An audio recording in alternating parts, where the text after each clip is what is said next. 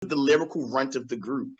I don't think he's a whack rapper. I just think in the fight that he was in, his arms were the ones that were too short to swing at gods. Yeah. I think that nigga. Yeah, Skillz Mega. Let me get Skillz Mega's perspective real quick.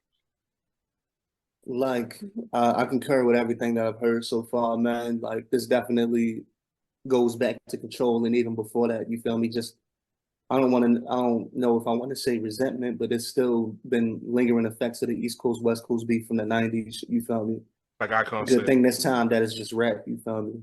And it's not deeper than that. But at the same time, Joey set it off, and I was very disappointed in New York. You feel me? Or just the East Coast period for a long time, because we were watching like him basically get jumped lyrically, and nobody was trying to help him other than CJ Fly.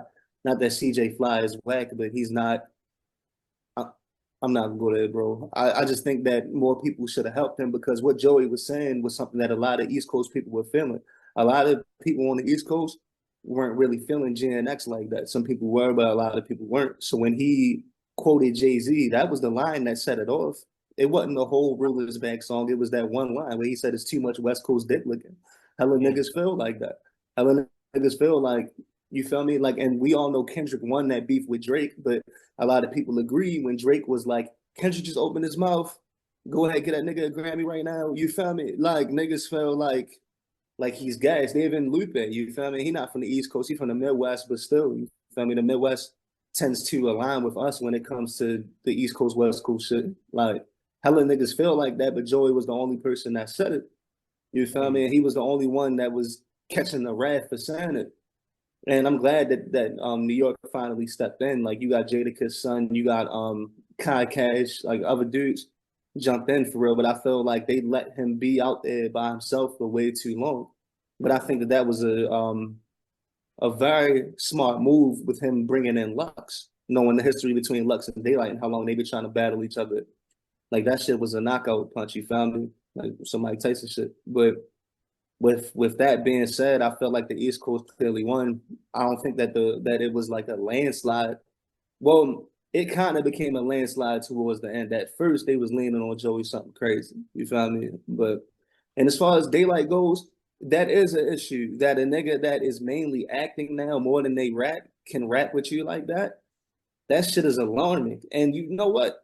The nigga Reason, right? So Reason responded to Joey Badass, and now he's trying to. And I don't like. If we gonna do this shit for the sport, let's do it for the sport. I'm tired of niggas and their infatuation and obsession with clout, bro. Like, Reason was on a podcast. My bad, it's my little brother Prince Matt calling niggas.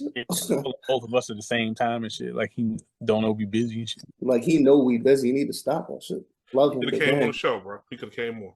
He could have came more. But no, like, I don't even remember. Oh, okay. All right. So Reason was on a podcast a couple of days ago. It was Mickey Fax, Roy and Ball. I forget the earth name that was on there, but basically they were talking about the, like, who's up. You feel me? He was basically saying that the West Coast was like the East Coast isn't giving the West Coast they props, all this other shit. And then he was saying that Joey is responding to everybody but him. So Joey's scared of him. Joey's not scared of you. He said your name first. Like, and then on top of that, just the arrogance of that statement alone. Like, Joey's barring up Daylyt. Why would he be scared of you? That shit don't make no sense. Then on top of that, he said that Ray Vaughn called a W because he had a moment and he can use this moment to do other shit. It's like, yo, Ray Vaughn did not catch a W. He caught the L. They whole side caught the L, in my opinion. Like the fact that a nigga that doesn't rap full time put belt to ass in such a vicious manner like that, that should be a problem. That should be a real, like, that's alarming, yo. That should be an issue for the West Coast. And I don't know if y'all niggas heard, but Ab Soul came out a couple of days ago. I didn't hear that. Yeah, I heard it. It was all right to me. Hey, Vic, you're Victor Rogers again. You got to pick a nigga to be. God damn it! I want to get your perspective of everything that was said in the battle as a whole. If you're gonna go back to Icon, Icon has no poker face. If he agrees or disagrees with something, his whole body gonna let you know. So first off, very impressive skills that you're able to still wear that hat today and not break out. Win or lose, I'm gonna ride with my niggas, son. You got it. Because I know the withdrawal's real. But first of all, something that Chakra said really stood out is that if you watch battle rap for the last almost decade, you know that Daylyt not being awkward is like me coming on stage at a hip hop show with matching shoes on. Like he can't help but just do some really weird shit that's gonna like jeopardize his ability to be effective.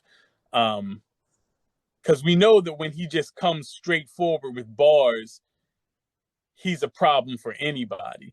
But traditionally, in this battle, Daylyt did what traditionally Daylyt often does, which is do something so left field that he ends up almost basically punching himself out of the fight. And so we definitely saw that happen. But I thought, the bars that he was bringing were what Daylyt does, were high level. I was extremely impressed with Joey. If for one, not just because I have not been lyrically impressed with Joey for a good time. Like, you got to go all the way back to, for me, all the way back to American Badass to the last time I was like lyrically impressed with Joey. And you got to kind of go all the way back to Before the Money to when I was like, oh, Joey's in this era's generational GOAT conversation. And so like, Joey was just being normal. His rapping, his last album, it was like, okay, sure, that's rapping. So for him to come out the gate in this battle, not just as impressive as he was, but really like basically handing niggas the L's the way he did was extremely impressive. Like this almost took me back to like early era Joey in terms of like the high quality. And not only did he step into like, okay, I'm taking on battle rappers and doing it extremely impressive and an extremely high level, but I feel like he was the only one who played both sides of this kind of competition. Like this is old school battling. This is on wax. You got to be able to be good on the beat and be good. And he was doing that because if anything, he knows how to make a song. So he was being both good lyrically and he was being good at rapping to the beat. And like they were actually in his arena. Battle over the beat. Yeah, like the way he was impressive over the West Coast style beat for the Tupac tribute joint or whatever you want to call it. Like the way he took and flipped his style and made that impressive. By the time we got there, I felt like the battle was over. When it started to really shift was when they put out the From New York joint, and he, had the surprise guest bringing Lux out the rafters, via John Cena at WrestleMania type shit. I was like, what the fuck is going on at 2 a.m? So yeah, for all of that made it amazing in terms of like, it was good for the culture.